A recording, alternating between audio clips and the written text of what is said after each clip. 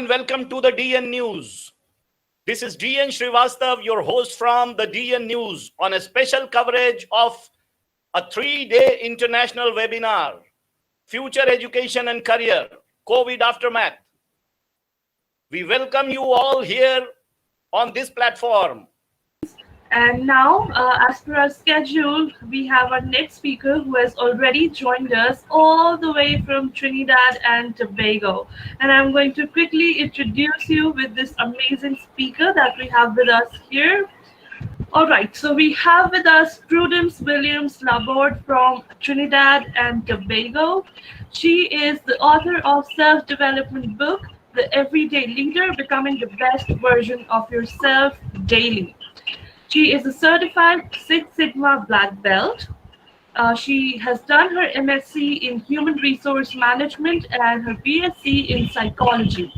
She has a wealth of experience in the telecommunications industry, where she has excelled in areas of human resources management, learning and development, customer experience, performance and process optimization, and project management across several Caribbean and Latin American markets. If you would like to get in touch with her, you can follow her on Instagram at The Everyday Leader. And today she's going to speak on purpose during a pandemic. Hi Prudence, how are you? We are very, very happy to have you here. I'm happy to be here. So the stage is all yours. We are very eager to hear what you have to say. All right, so thank you so much for giving me the opportunity to meet with you and speak with you today. I feel very, very honored to be among so many academic professionals, doctors, professors, and teachers.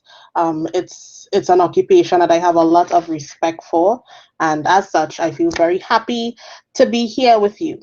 So as Rushika would have mentioned, the topic that I want to talk a little bit about is purpose during a pandemic. And while you gave that introduction about me, I want to just add in a little more where, well, you mentioned I'm a Trinidadian, so it's actually 6 a.m. by me, so you all are 9.5 hours ahead of me. I tried to join in a little earlier, which I had to wake up at about 1 a.m. my time to participate and to listen in to some of the wonderful speakers. So as you mentioned, I'm an author, Six Sigma Black Belt project manager. My first love is actually human resource management. I love to read, I love photography, and I also love to volunteer. So in my spare time, I would mentor persons on career planning, resume writing, and leadership. A little fun fact, I was once an owner of 2 pet chickens, Terry and Mary. Yes, they had names. I love grapes, but I do not like raisins, and I love to laugh. That is my stress reliever. So again, I'm super happy to be here, and I know it was a long 3-day session. I think I'm probably the last person speaking, so I want you to bear with me. We are almost to the finish line. Yes, I invite persons, you could put on your camera, and if you have any questions, you could always ask me anytime during this presentation. Or you could put it in the chat and Rushika could ask me. So based on the little bit I was hearing so far, I think everybody is familiar with the grim COVID-19 story. So as at yesterday on BBC World News, we have 35.4 million cases, 24.6 million recovered, and 1.4 million deaths. So COVID has really hit us hard. It was on nobody's to-do list. We did not plan for it. And we are definitely feeling the impact. And we're seeing the impact through increased unemployment rates. We are also seeing it, through the decline and fluctuating stock markets. We are also restricted in travel. I'm not sure how it is for you, but in Trinidad and Tobago, where I reside, our borders are still closed, so we are not taking in any commercial flights. And important to what we are talking about today, it has really had a negative impact on the way we traditionally educate students. We also have children, who do not have access to the technology. So recently, I would have sponsored two children, my husband and myself, laptops to allow them to be able to log into online classes. There are many students around the world who unfortunately experience this situation. So our ability to deliver knowledge through conventional means has really been impacted by COVID. And a lot of studies have shown that there's an increased amount and cases of mental health issues. People are stressed, and all of the above has really allowed persons or encouraged persons to really be stressed out. So COVID has really hit us hard. I'm working in telecommunications, and even the networks weren't prepared for COVID. And I think our host, the webinar host, was mentioning a little earlier that COVID is a respecter of no one, whether creed, class, color, religion, education, everybody is impacted. And if we're following world news, Trump, who thought he was inevitable, has also succumbed to COVID-19. So COVID is a respecter of no one, and that is the reality of it. However, there is some good news with COVID, and we would have seen a reduction in environmental pollution. So Mother Earth has been able to do a little bit of resetting. We've also seen cases of increased social responsibility, and especially for the elderly and those who are in need. You're seeing persons doing food drives across the world. Persons are really getting in tune with the habit of helping. We've also seen increased potential of domestic production. So in the early days in Trinidad, because we had to close, well, the borders are still closed, and because of that, we've seen a lot of home gardening, persons growing what they eat, and that in itself is a healthier option.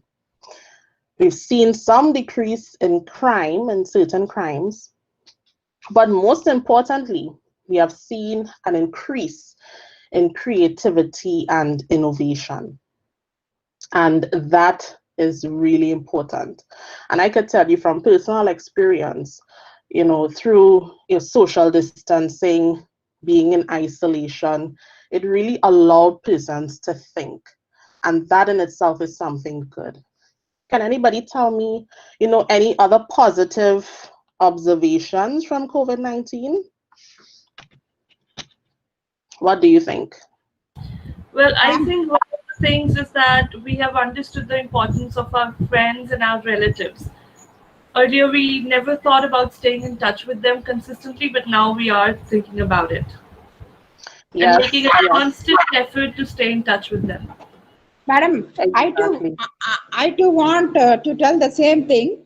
Before the time, we are very busy with some work and all that. Now we are daily for contacting with our parents and our relatives daily. We are calling them and asking about how are they and what are the conditions. That's it, madam. Exactly. So COVID allowed us to really connect. Persons who we would have not really talked to on a regular basis, we're talking to them.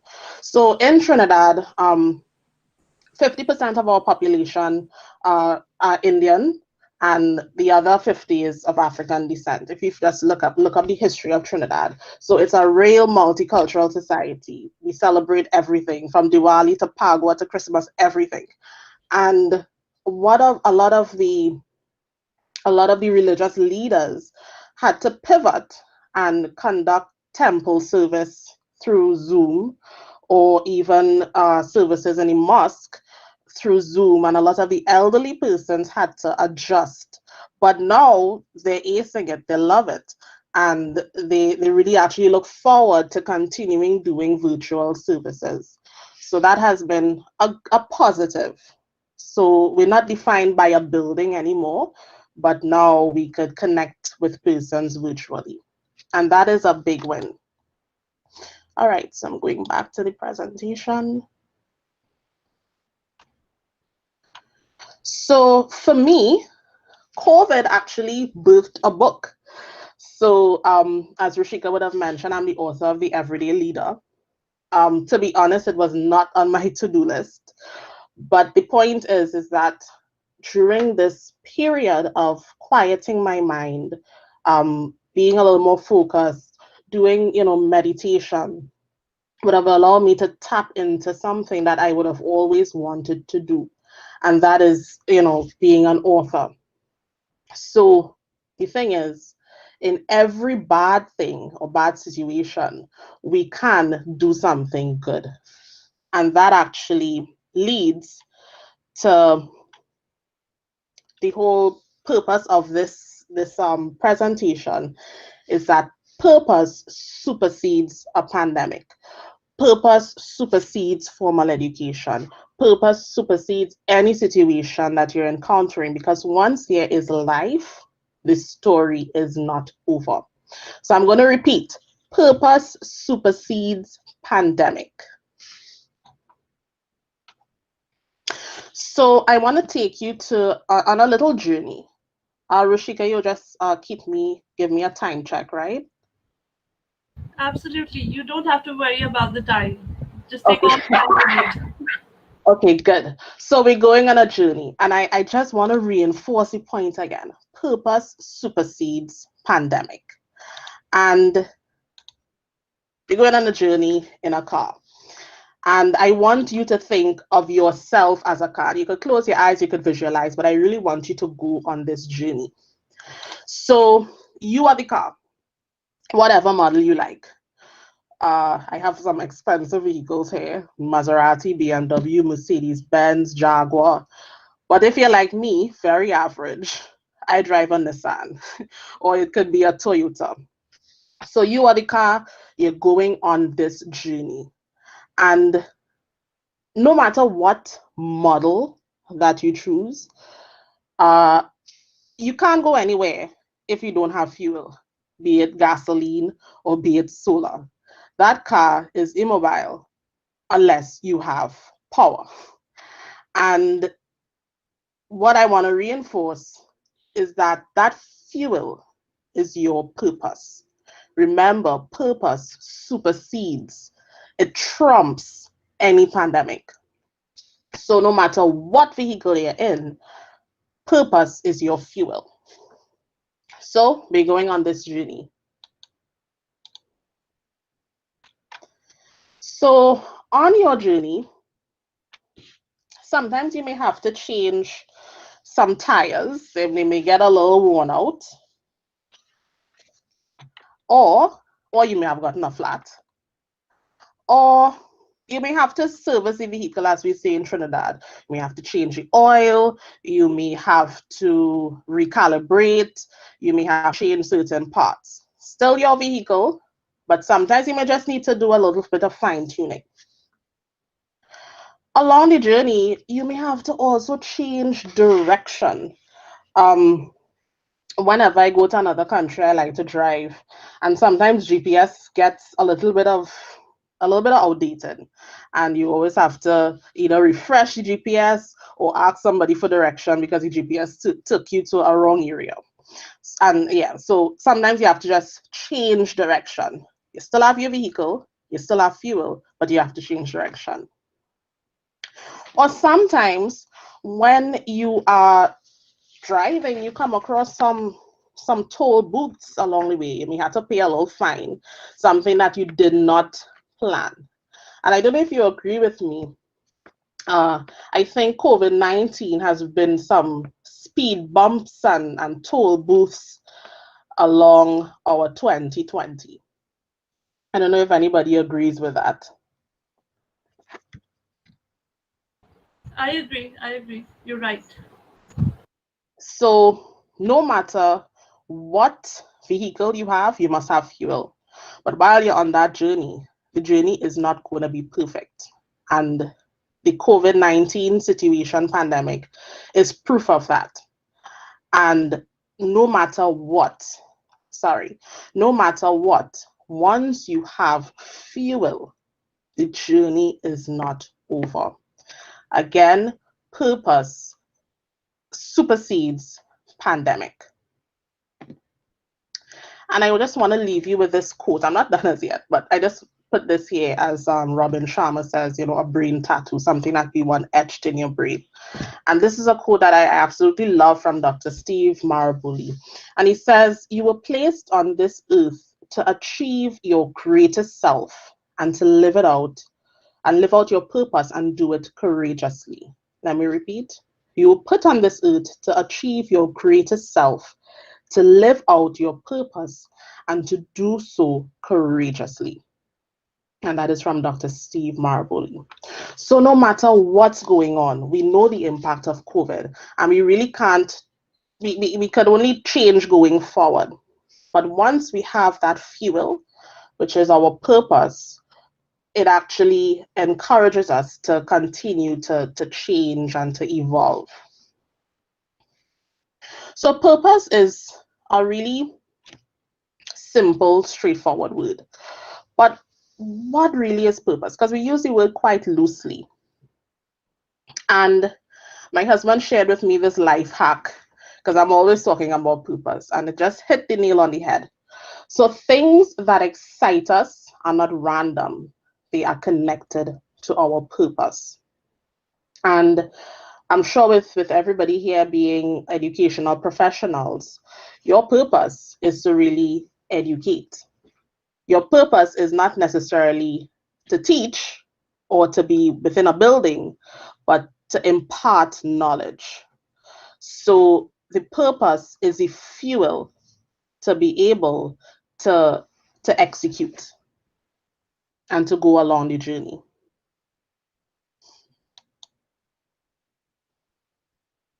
So I'm using a lot of words interchangeably, and I just want to put a little bit of context here.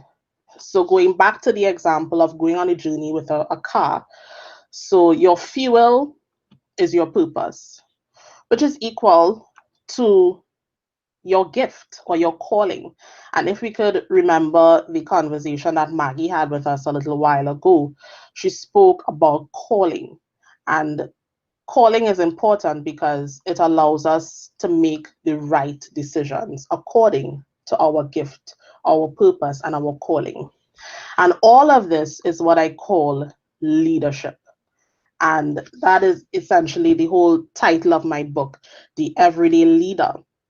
Because the everyday leader is really being your best, living out your purpose unapologetically. So no matter what situation is in front of us, we have to always ensure that we keep focused on our purpose. Because when we keep focused on our purpose, our fuel, our gift, and our leadership, the area in which we excel, it will allow us to pivot. It would allow us to be creative. It would allow us to think outside the box. Because no matter what, our fuel, our leadership, our purpose, and our gift is the big picture. Any questions so far?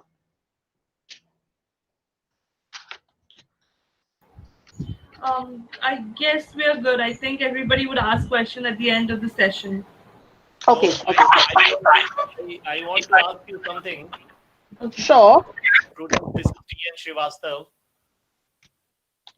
and I am the editor-in-chief of the DN News channel, and I am also the organizer of this webinar. I just wanted to respond to your one basic thing that you explained, that education is not just building a school, building a college, or getting a teacher's job. That the main education is imparting knowledge. That basic idea seems to be lacking. That basic thing is lacking, I think. In India, it is lacking, I think, because the purpose now here in India has become whatever, but you have to earn money to feed your family. So the purpose is shifting. Don't you think that this is happening everywhere in the world, or it is happening only in India? It's happening everywhere, because I was actually looking up, on BBC World News, Fox News, and I could tell you from personal experience in Trinidad and Tobago, teachers have really now to pivot. So before it was all about brick and mortar, pen and paper. They are now being pushed out of their comfort zone to realize that I am the person who have to the whole teaching purpose is within me, and I have to now find different mechanisms to impart that knowledge. So now Yes. the So focus is on purpose. yes. So now it is not that somebody is actually imparting education on the students. The students have to find a way out how to acquire knowledge, either by Exactly. online or by going to a teacher, learning something from them, whatever. But now it is the onus of the students to go and acquire knowledge, find out the ways and means to acquire knowledge. Is that correct? That is true, and I'm really happy that you raised that. So now it's about two-way communication. So before it was the teacher just telling, but now the student has to also make that concerted effort to reach out and seek information. But don't you think there is a flaw in this kind of situation, that there is a problem? What happens is that most of the people in India, if I talk, most of the people are majority are poor, and so there Mm-hmm. is no awareness of education in that segment. In the lower strata of the society, there is no such awareness of education in the Mm-hmm. society. So what happens, as it is, they are not interested in taking education, and when they go to school and they find the environment is not according to their interest, then they lack Mm-hmm. interest again, and further they go on in, then it increases the child labor and then other menace in the society. So many things are taking cropping up because of that issue. So don't you think that education is being deprived all over the world and is being commercialized everywhere, so that only people who are very moneyed and who are very rich could get education, and others are deprived? Yes, I totally agree with that. The system, especially with COVID, has really worked against students who cannot afford to do it.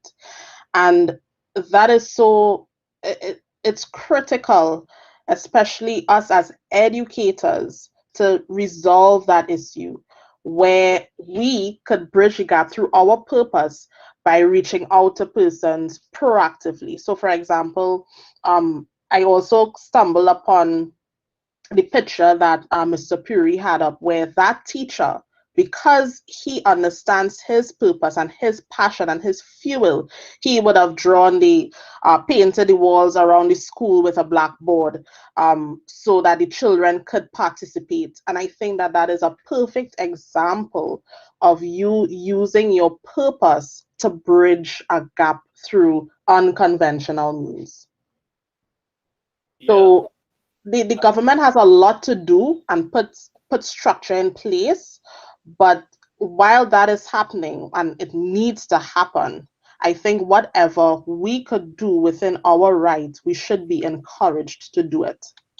Yes, I remember when I was a student, I was in schools. There was a blackboard, and the teacher used to write with a chalk there on the blackboard. Yes. When I used to sit in the first bench, I could visibly see everything what is written.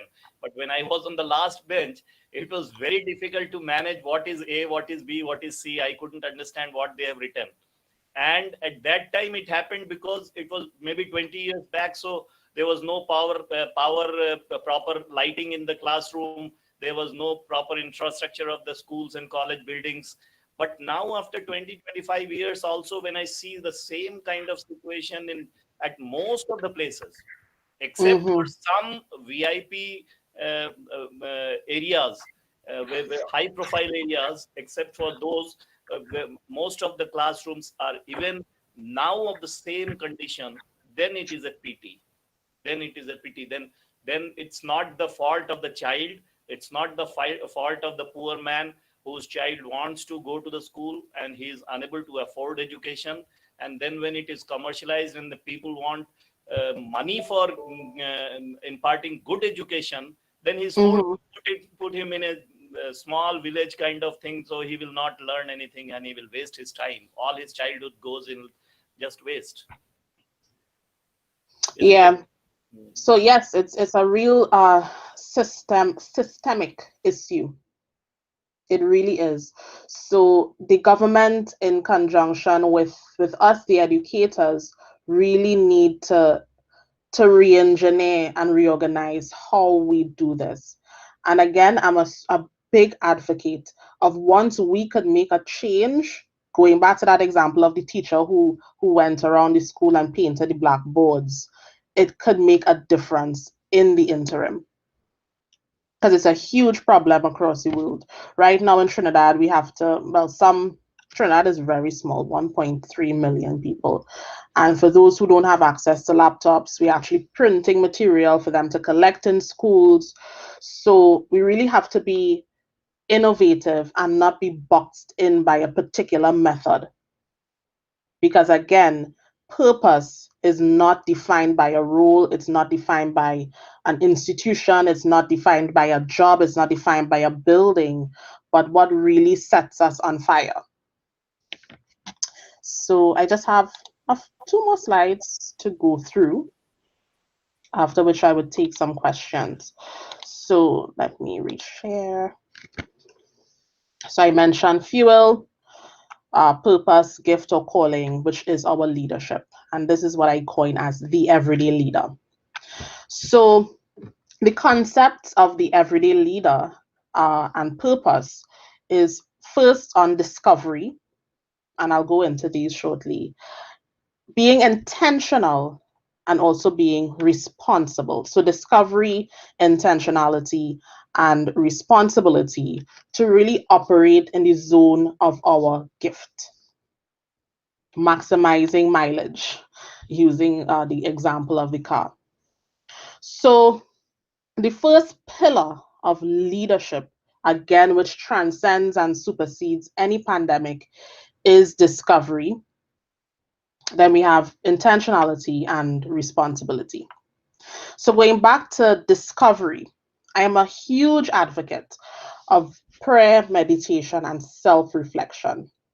So many of you prestige persons on this webinar may have already discovered where you lead, what's your passion. But for persons who still don't know where they sit in this world, connecting with God, meditating, and reflecting is very, very important. You know, and a lot of us are in professions where we know it doesn't set us on fire. We don't light up. We feel as if it's a task every day, and we feel like square pegs in round holes. And I always suggest to persons, whenever you feel that way, go through that rediscovery process, connect with yourself, quiet your mind, and really reflect where you are and where you want to be. The other one pillar of leadership and purpose is being intentional. And after you have discovered your gift, your calling, where you lead and what's your position, you really have to be intentional. And what is being intentional? Planning, and Maggie would have spoken a bit about productivity and pursuing that plan.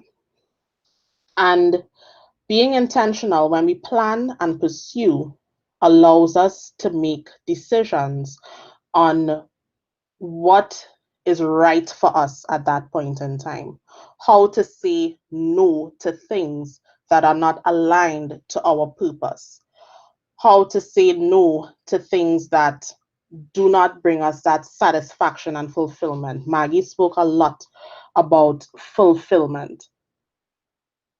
This has a lot to do with attitude as well. So after you have discovered your position in life, your dream profession, your mode of working, how now do you launch to really be the best version of yourself. So plan and pursue and decide. Another pillar of leadership that I want to talk about, which really provides holistic leadership, is improving and extending. And based on the question that was just asked, I encourage persons to evaluate and reevaluate. So many times persons discover who they are, they come up with some awesome plans, they know what they want, they know their next steps, but they don't really improve. So going back to the example of the car, sometimes you need to probably change the battery, sometimes you need to recalibrate or realign the car. And going back to the question that was asked, a big area of opportunity, not only in education, but also in a lot of organizations. So where I work, for example, is a private organization, and we don't spend enough time evaluating where we are. For example, doing a SWOT analysis, looking at your strengths, your weaknesses, opportunities, and things that may potentially threat, and then preparing for the future. So using the education sector, for example, we haven't done a lot of strategic planning to know that, in the event of something, this is what we should do. And I encourage, all in every area of expertise to always reevaluate where you are so you would know what steps you need to take in the future. And when you do that, it allows you to extend. And what I mean by extend is that it allows you to think outside the box, to share your gift, to do more as it relates to leadership. So just to recap, we first discover, and we discover through meditation and self-reflection. Just a little story. Although I studied human resources and business management, and psychology, sorry. When I was in high school, I was actually very good at physics. And one of my aunts, who was a principal at that time, she was very upset that I did not choose, a science subject because I was good at it. I chose subjects for further education along business and psychology. And only through that discovery exercise, I realized that working with people is really my thing. So discovery and meditation and self-reflection is very, very important. Intentionality, taking steps and walking according to your purpose is very, very important. And being responsible with your calling and your gift allows you to continually reevaluate and know where it is you need to improve, using the education sector as the example, and how you could continue to extend and expand, thinking outside the box through unconventional means.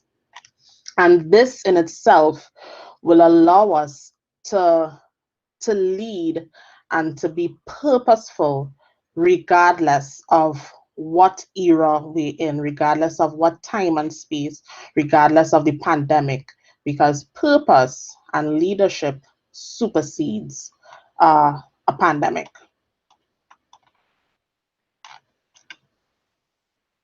Any questions on this? Because I'm wrapping up. Madam, excuse me, ma'am. Yes.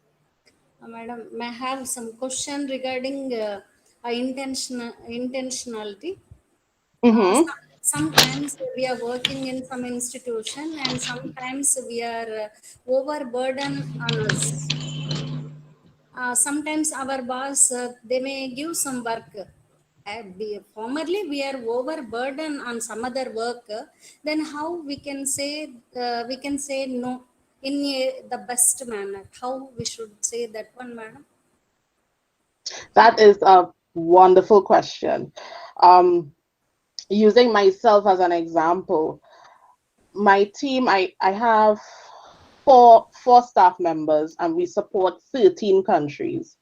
And I wish there was a cloning machine so we could duplicate ourselves, because we do work for about 20 people, just the four of us. And our bosses are very demanding. Yes. And one thing about me, just a little bit, is that I don't like to say no. And as I started to rediscover myself and become more intentional, I had to say no in a very nice way. So what I started to do is, one, let my boss know all the things that I'm working on. Okay, so you want me in a very nice and respectful manner, because at the end of it all, we have personal lives, and our personal lives also have personal issues. And we don't want to be carrying homework every single day. So the first thing I had to let her know, I'm using my boss as the example, is letting him know how much work that's currently on my plate. And then I would ask, okay, out of all of these things, which one is more priority? Because everything can be a priority one, because then nothing will get done. And that is the reality, tried and true.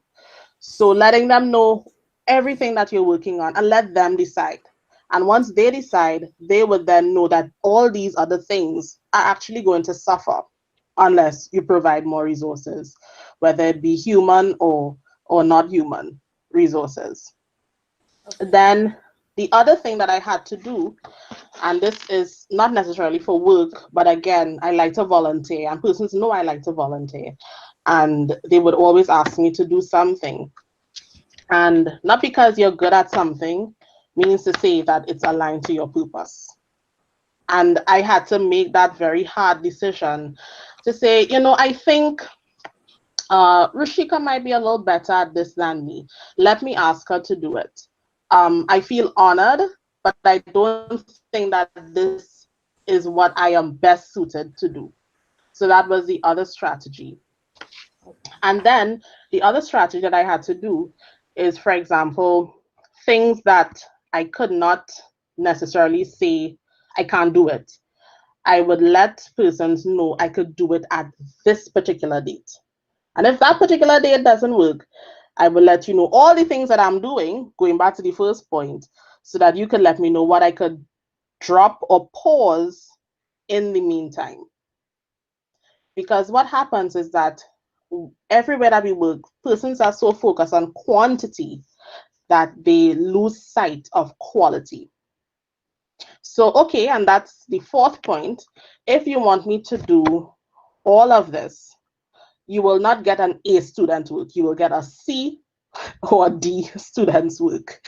So I'm letting you know that the quality is going to be compromised a little bit. So I hope I've answered your question in terms of some of the tactical Yes. ways that you could say no. You're Yes. managing everybody's expectations. Thank you. Quality is going to drop, no problem. Quality is going to drop. We may have to adjust the timelines. And then there are some things that you just have to say no to in the nicest way possible. But you provide a reason for doing so. That's a very good question. I can tell you that from my experience, it's going to involve a lot of practice. So in closing, I really want to encourage everyone, and I hope that you are encouraged as I am encouraged talking to you, is that purpose supersedes pandemic. Purpose supersedes your job. Purpose supersedes a building. And once you focus on purpose and your zone of leadership, it would allow you to be creative. It would allow you to think outside the box. And I want to tell you that you'll be surprised by who's watching your journey and being inspired by it. I'm sure other educational institutions are looking at the effort that's being placed through having this webinar. And I encourage you not to quit, but to continue treading and leading courageously. So I encourage you to keep in touch. I have my email address there. You could follow me on LinkedIn and Instagram. And that's the end of my presentation for today. Thank you very much, Prudence. That was such an amazing presentation. Like so many things that we got to learn about, and it was absolutely insightful and very different. Some things that I loved about your presentation, you shared an analogy of life with a journey, of fuel with purpose. That was a very interesting analogy, and something that you kept mentioning was purpose supersedes pandemic. It's now stored in my mind. So that was really amazing because I really love the positive approach that you have, the motivational approach that you have, because of the pandemic, I've seen so many people getting bored or getting in a negative state of mind, thinking that now that we cannot go outside our home, we cannot do anything. There's nothing left to do. We can just sit on our couch, be a couch potato, and binge watch shows. But I love how you try to inspire people to do something, to pursue your dreams, and not think about what you cannot do and think about what you can do, even when we are facing such a big pandemic. Now, there was a point you mentioned about discovery, and you mentioned about meditation and self-reflection. One question that I have for you is that what is that one self-reflection activity apart from meditation that has really helped you discover your abilities and your qualities or what you want to do?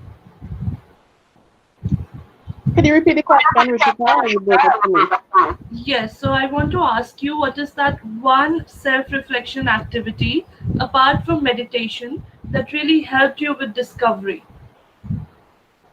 Okay, that's a very good question. I'm hearing feedback.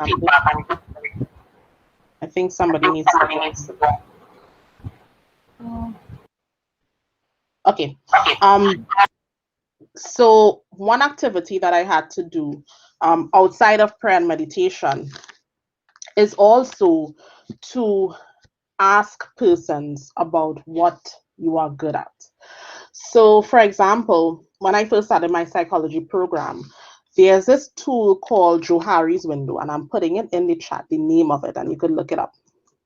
Now in Johari's window, there are 4 panes. There are things you know about yourself that the world also knows about you. There's things that you know about yourself that you will never tell anybody. Then there's another pane that only God alone knows.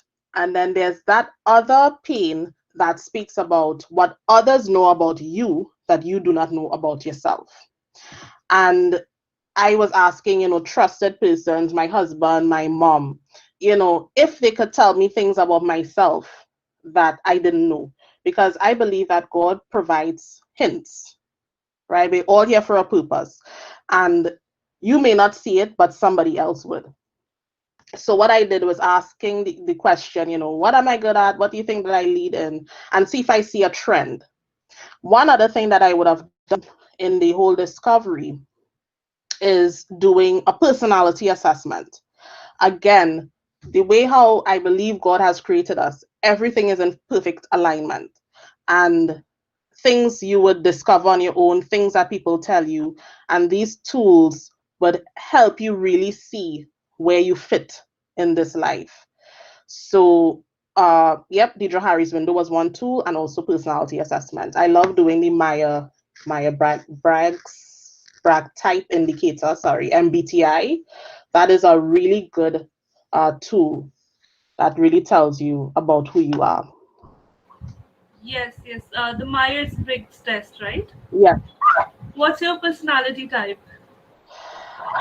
ENTJ. Oh, same here. I'm also an ENTJ. I'm Yes. such a good speaker.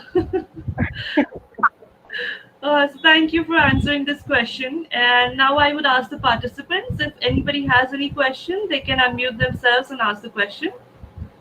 Madam, it's a wonderful session. Thank you. Hello. Thank you, madam. I have one question.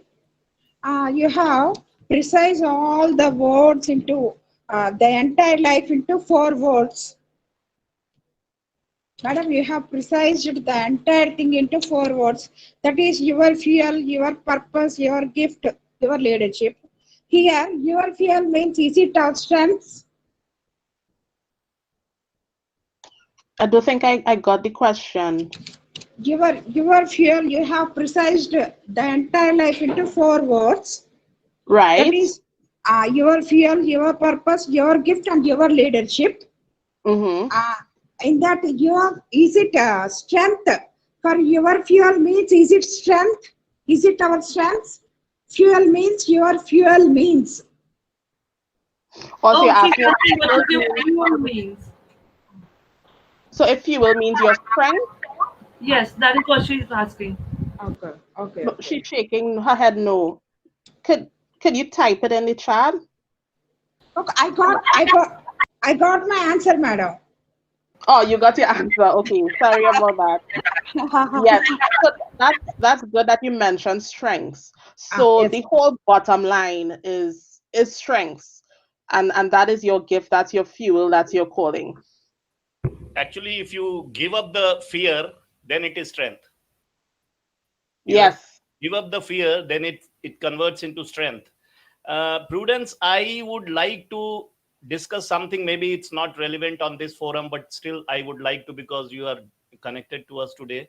I would like to know one thing, what is in my mind. What is actually COVID 19? COVID 19 is a disease, and coronavirus is an infection. So, getting Mm-hmm. coronavirus positive is not a disease. Now, when it comes to treatment, all over the world, people say, medical experts, WHO, everyone says that there is no treatment. Number two, mortality rate is hardly 2.5%. What is the percentage of people who need intensive care? It's hardly 7.5%. 2.5% require ventilators for their treatment. And then we say it is very dangerous. When we talk to medical experts personally, they say nothing is dangerous because HIV is also equally dangerous, but you will not acquire HIV infection unless and until you touch. So you keep away. Here also is the same funda that is applying. You keep away, keep yourself protected, don't touch, and maintain the precautions that has been suggested. Now, Mm-hmm. if you do that, it's 100% guaranteed that you will not get into any coronavirus infection. Even then, the entire world has shaken because of this COVID 19, and it got into such a huge kind of problem that has shaken the economic condition of the entire world. Mm-hmm. Don't you think it looks something fishy also? I love the thought of a conspiracy theory. When COVID was first announced, I just saw that this whole thing was completely uh publicized and huge sensationalism by the media. And when we look at the stats, more persons died from the common cold a year than it is for COVID-19. So I think it's a combination of having a scare tactic. Um, and I think once we continue to, sanitize, which should be a common practice, and for countries that do not have access to proper sanitizing, then that's another issue. But I think that life must go on, and so many persons have been crippled by this huge scare tactic that they forgot who they are, and they forgot that, there's something within that you need to share with the world. And that's why I continue to say that purpose supersedes a pandemic. There have been eras and issues like SARS, for example, that has been far worse than this. And I encourage persons, do what you need to do, sanitize, be healthy, um, and focus on being the best version of yourself. Because I think it's a huge scare tactic. So what I want to say is that even after having the full knowledge of the Spanish flu in the past, was it not more dangerous than coronavirus? It was more Yes, dangerous. it was And far after more having dangerous. full knowledge of the Spanish flu, I will not only talk of Indian government, but I will talk of all of the governments of the world. Were they prepared for this kind of eventuality? Do you think they were prepared to manage No, such a huge pandemic? None no. of them, because Mm-mm. nobody was bothered. You, as a motivator, you will always say that, you see, you can't go into the future. Future has to come to you. You are remaining only in the present. Then Mhm. you can think and plan about the future, that if some eventuality is there, we have to think of that. But the government of all over the world, they never thought of such an eventuality. They were not prepared for any kind of thing. No, Suddenly they something will. came and fell from the sky, and as if we are all buried, Yep. like a And we could cloudburst see it that in came. the US. We could see that in the US right now. Yes.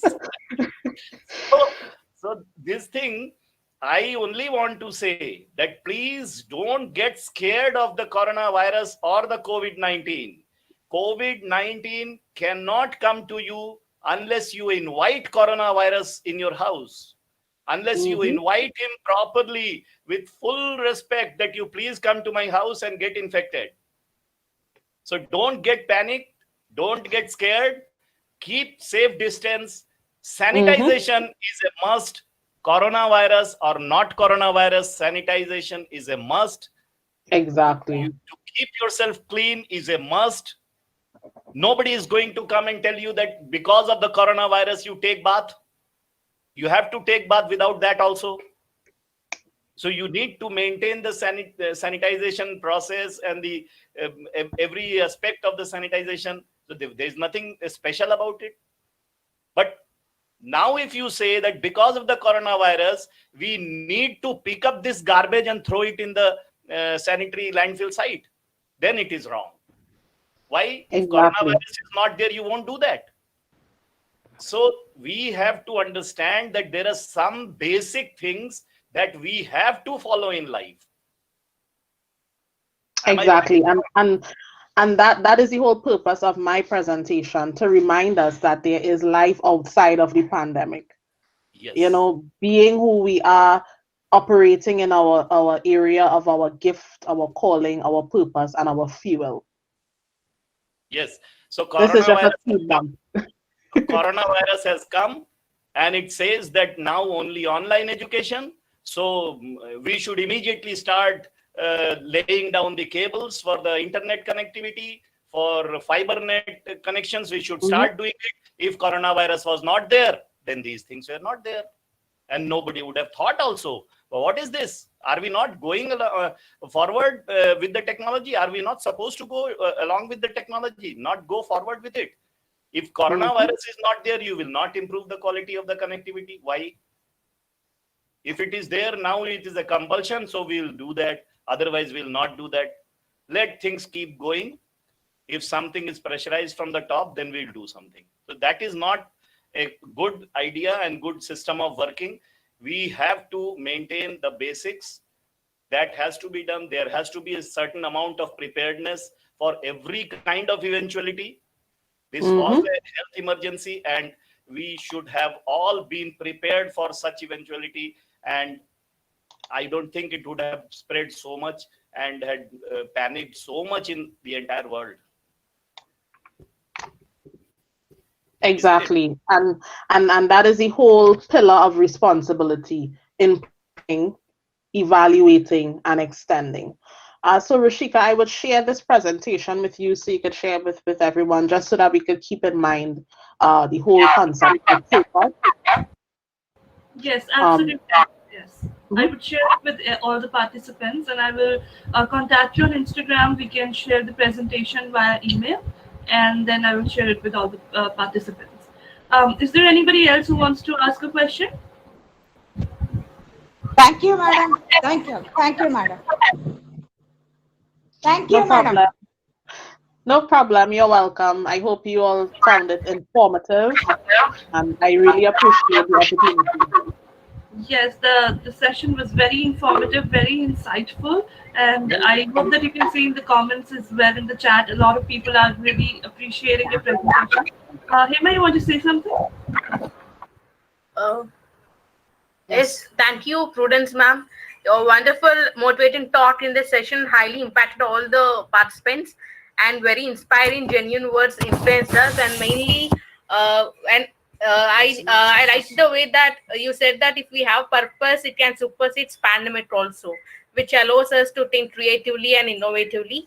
And I like the way which you compared a person with a car and life as a journey, and mainly purpose as fuel, because without fuel a car can't run, and without purpose a person life can't be led. And the purpose of life eventually leads to leadership. And also you explain about concepts of discovery, intentionality and responsibility. So these concepts are right the way. And thank you, ma'am. Thank you. You're welcome. Prudence, Happy to hear that. you say that there must be a purpose. And I have been saying and teaching people for last 20 years that we are busy without business. I think it is the same thing. Exactly. Without business. So we are doing everything without a purpose. Exactly. Purpose is our guide, our fuel.